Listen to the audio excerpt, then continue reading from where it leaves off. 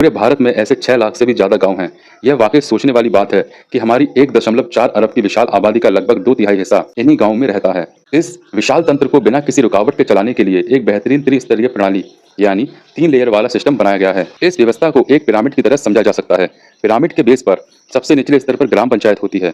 साल 2017 की बात है। महाराष्ट्र के सोलापुर जिले का एक गांव है तरंगफल। इसी तरह महिलाएं भी नेतृत्व की मिसाल पेश कर रही हैं। महाराष्ट्र के हिवरे बाजार गांव की कहानी किसी प्रेरणादायक फिल्म से कम नहीं है। सिक्किम के सांगखू राधू खांडू गांव में बाल पंचायत की पहल पर स्कूल की 4 दीवारी बनाई गई और राजस्थान में तो बेयरफुट कॉलेज ने 8 से 14 साल के बच्चों के लिए पूरी की पूरी बाल संसद बना डाली। उन्होंने अपने प्रसिद्ध ग्रंथ अर्थशास्त्र में एक पूरा का पूरा प्रशासनिक ढांचा समझाया था। क्या कभी मन में यह सवाल आया है कि अगर हमारे देश में अचानक सरकार ही न रहे तो क्या होगा? अगर ट्रैफिक पुलिस न हो तो क्या हम लाल बत्ती पर रुकेंगे? और ये भी कि असल में हमारे इतने विशाल देश को चलाता कौन है? महात्मा गांधी जी ने बहुत गहरी बात कही थी, असली भारत तो हमारे गांव में बसता है। आज हम भारत के लोकतंत्र की उसी असली धड़कन को महसूस करने वाले हैं, यानी ग्रामीण क्षेत्रों की स्थानीय सरकार। यह कोई साधारण सा विषय नहीं है, बल्कि यह तो हमारे रोजमर्रा के जीवन की नींव है। चलिए सीधे इस कहानी में उतरते हैं और देखते हैं कि हमारा सिस्टम अंदर से कैसे काम करता है। अब एक स्थिति की कल्पना करते हैं। मान लीजिए हिमालय की तलहटी में एक बेहद खूबसूरत लेकिन छोटा सा गांव बसा है, लक्ष्मणपुर। अचानक भारी बारिश होती है, बाढ़ आती है और गांव की मुख्य सड़क पूरी तरह बह जाती है। स्कूल की इमारत को भी काफी नुकसान पहुंचता है। अब सवाल ये उठता है कि क्या इस गांव के 700 लोग अपनी सड़क बनवाने के लिए या स्कूल की मरम्मत के लिए सीधे दिल्ली जाकर गुहार लगाएंगे या फिर राज्य की राजधानी तक दौड़ते रहेंगे? बिल्कुल नहीं। इतनी छोटी लेकिन जिंदगी से जुड़ी अहम समस्याओं को सुलझाने के लिए हमारे पास एक बहुत ही शानदार एकदम जमीनी व्यवस्था मौजूद है। लक्ष्मणपुर गांव की बात करें तो यहाँ करीब 200 घर हैं। ज्यादातर लोग किसान हैं या फिर सेना में अपनी सेवाएं दे रहे हैं। लेकिन कहानी सिर्फ एक लक्ष्मणपुर की नहीं है। पूरे भारत में ऐसे 6 लाख से भी ज्यादा गाँव हैं। यह वाकई सोचने वाली बात है कि हमारी 1.4 अरब की विशाल आबादी का लगभग 2/3 हिस्सा इन्हीं गाँवों में रहता है। इतनी बड़ी और विविध आबादी का प्रशासन आखिर कैसे चलता होगा? यहीं पर स्थानीय सरकार की सबसे अहम भूमिका शुरू होती है। इस विशाल तंत्र को बिना किसी रुकावट के चलाने के लिए एक बेहतरीन त्रिस्तरीय प्रणाली यानी 3 लेयर वाला सिस्टम बनाया गया है। इसे ही हम पंचायती राज व्यवस्था कहते हैं। इस व्यवस्था को एक पिरामिड की तरह समझा जा सकता है। पिरामिड के बेस पर सबसे निचले स्तर पर ग्राम पंचायत होती है, फिर एक सीढ़ी ऊपर ब्लॉक या खंड स्तर पर पंचायत समिति आती है और सबसे ऊपर जिला स्तर पर बैठती है जिला परिषद। यह पूरा का पूरा ढांचा सरकार को राजधानी से निकालकर सीधे आम इंसान के दरवाजे तक ले आता है। और इस पूरी व्यवस्था की सबसे मजबूत नींव क्या है? वो है ग्राम सभा। असल में यह ग्राम सभा उस गांव या आसपास के गांव के उन सभी वयस्कों का समूह है जिनका नाम मतदाता सूची में यानी वोटर लिस्ट में दर्ज होता है। यहाँ कोई भी फैसला बंद कमरों में नहीं होता। महिलाएं, पुरुष सब एक साथ बैठते हैं, खुलकर चर्चा करते हैं और यही ग्राम सभा सीधे तौर पर अपने प्रतिनिधियों और अपने मुखिया को चुनती है, जिसे हम आम भाषा में सरपंच या प्रधान कहते हैं। अब जाहिर है सरपंच सारे काम अकेले तो नहीं कर सकते, इसलिए उनकी मदद के लिए सरकार कुछ अधिकारी भी नियुक्त करती है, जैसे पंचायत सचिव, जिनका काम बैठकों का आयोजन करना और जरूरी रिकॉर्ड संभालना होता है। एक और पद होता है पटवारी का। पटवारी गांव की जमीन का पूरा हिसाब किताब रखते हैं। कई जगह तो इनके पास पीढ़ियों या दशकों पुराने नक्शे भी रखे होते हैं। अब आपको लग सकता है कि आज के जमाने में पुराने नक्शे क्या करेंगे, लेकिन जब जमीन का कोई पुराना विवाद उलझता है तो यही नक्शे संजीवनी बूटी का काम करते हैं। भाग 1, हमारे आदर्श सरपंच। चलिए देखते हैं कि बदलाव के ये असली नायक कौन हैं। इस प्रशासनिक ढांचे को समझने के बाद उन असली हीरोज की बात करना तो बनता है जिन्होंने स्थानीय सरकार की ताकत को समझा और अपने गांव की किस्मत बदल दी। साल 2017 की बात है। महाराष्ट्र के सोलापुर जिले का एक गांव है तरंगफल। यहाँ एक ऐसा ऐतिहासिक चुनाव हुआ जिसने सबको चौंका दिया। दयानेश्वर कांबले नाम के किन्नर यानी ट्रांसजेंडर व्यक्ति को गांव वालों ने अपना सरपंच चुना। उन्होंने 6 अन्य उम्मीदवारों को हराकर यह शानदार जीत दर्ज की थी। उनका एक बहुत ही साधारण लेकिन पावरफुल नारा था, लोक सेवा ग्राम सेवा, यानी जनता की सेवा ही गांव की सच्ची सेवा है। यह इस बात का सीधा सा उदाहरण है कि हमारे लोकतंत्र में बदलाव लाने की ताकत सच में हर किसी के पास है। इसी तरह महिलाएं भी नेतृत्व की मिसाल पेश कर रही हैं। मध्य प्रदेश के खान खांडवी गांव का ही उदाहरण लेते हैं। वहां की वंदना बहादुर मैदा ने तो मानो इतिहास ही रच दिया। भील समुदाय से आने वाली वंदना ने सदियों पुरानी पितरात्मक बेड़ियों को तोड़ा और पहली महिला सरपंच बनी।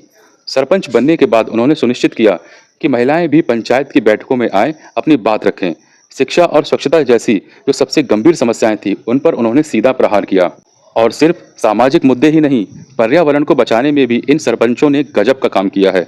महाराष्ट्र के हिवरे बाजार गांव की कहानी किसी प्रेरणादायक फिल्म से कम नहीं है। एक वक्त था जब वहां बार बार सूखा पड़ता था, खेती पूरी तरह बर्बाद हो रही थी।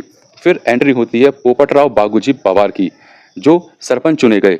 उन्होंने एक जबरदस्त मॉडल अपनाया, वर्षा जल संचयन, पानी बचाना और लाखों की तादाद में पेड़ लगाना। देखते देखते कुछ ही सालों में वो सूखा बंजर गांव हरा भरा और खुशहाल हो गया। उनके इसी चमत्कारी काम के लिए उन्हें 2020 में पद्मश्री से नवाजा गया। क्या कमाल का जज्बा है। भाग 2, बच्चों की बाल पंचायत, नई पीढ़ी की बुलंद आवाज। अब तक तो हमने सिर्फ वयस्कों की और बड़ों की बात की। अक्सर एक बहुत ही बड़ी गलतफहमी होती है कि सरकार, पंचायत, नीतियां, ये सब सिर्फ बड़ों का काम है। लेकिन सच्चाई तो एकदम अलग है। बाल हितैषी पंचायत का कॉन्सेप्ट ये साबित करता है कि बच्चे भी इस लोकतांत्रिक प्रक्रिया में जमकर हिस्सा ले रहे हैं। इन बाल पंचायतों के जरिए बच्चों को एक ऐसा मंच मिलता है जहां वे अपनी भलाई से जुड़े मुद्दों पर खुलकर बोल सकते हैं और गांव के बड़े बुजुर्ग उनकी इन समस्याओं को बहुत गंभीरता से सुनकर समाधान निकालते हैं। अगर ग्राम पंचायत और बाल पंचायत के कामों को अगल बगल रखकर देखें तो नतीजे सच में चौंकाते हैं। जहां बड़े लोगों की ग्राम पंचायत सड़क, पानी और बिजली पर फोकस करती है, वहीं ये नन्हे मुन्ने बच्चे बाल पंचायतों के जरिए बड़ी बड़ी सामाजिक कुरीतियों से लड़ रहे हैं। महाराष्ट्र में बाल पंचायतों ने बाल श्रम और बाल विवाह जैसी प्रथाओं पर रोक लगाने के लिए बहुत ही शानदार काम किया है। ये बच्चे बाकायदा माता पिता को समझाते हैं कि कम उम्र में लड़कियों की शादी मत कीजिए, उन्हें स्कूल भेजिए। इन युवा नेताओं के कारनामे पूरे देश में गूंज रहे हैं। सिक्किम के सांगखू राधू खांडू गांव में बाल पंचायत की पहल पर स्कूल की चारदीवारी बनाई गई और बच्चों के लिए एकदम साफ सुथरी मिड डे मील रसोई तैयार की गई।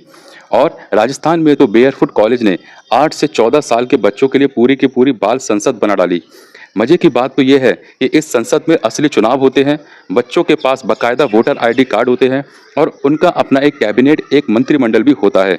इस बेहतरीन काम के चलते साल 2001 में इन्हें वर्ल्ड चिल्ड्रन ऑनररी अवार्ड से भी सम्मानित किया गया था। लोकतंत्र की असली खूबसूरती इसी में है कि समाज का हर तबका इसमें शामिल हो और इसे पक्का करने के लिए हमारी पंचायत संस्थाओं में 1/3 यानी 1/3 सीटें महिलाओं के लिए आरक्षित रखी गई हैं। इसके साथ ही अनुसूचित जाति और अनुसूचित जनजाति जैसे समुदायों का प्रतिनिधित्व सुनिश्चित करने के लिए भी विशेष नियम बनाए गए हैं, ताकि ये कभी ना हो कि किसी एक वर्ग की आवाज़ दब जाए। यहाँ सबकी आवाज़ मायने रखती है। अब एक व्यावहारिक सवाल उठता है, गांव में योजनाएं तो बन गई कि सड़क बनानी है, अस्पताल बनाना है, लेकिन इन बड़े प्रोजेक्ट्स के लिए पैसा कहाँ से आएगा? बस यहीं पर ब्लॉक स्तर की पंचायत समिति और जिला स्तर की जिला परिषद अपनी अहम भूमिका निभाती हैं।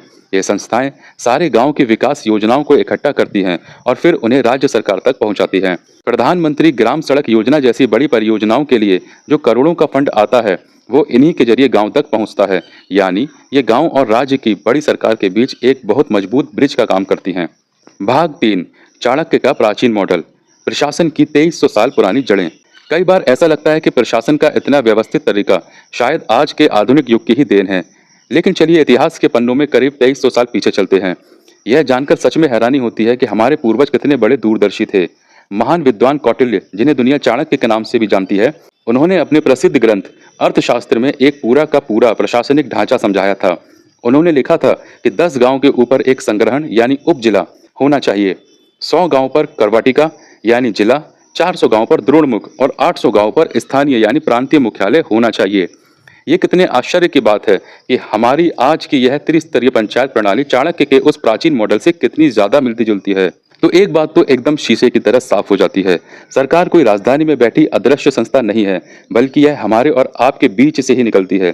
पंचायती राज का यह सिस्टम हमें सिखाता है कि जब लोग एक साथ आते हैं, फिर चाहे वो बड़े बुजुर्ग हो या फिर बाल संसद के छोटे बच्चे, तो वे मिलकर बड़े से बड़ा पहाड़ भी हिला सकते हैं। अब जाते जाते विचार करने के लिए एक सवाल, जमीनी स्तर के इन बेहतरीन लोकतांत्रिक सिद्धांतों को अपनाकर आज हम अपने स्कूलों में, अपने मोहल्ले में या अपने समुदाय में क्या सकारात्मक बदलाव ला सकते हैं? इसका जवाब कमेंट बॉक्स में जरूर दीजिएगा। धन्यवाद।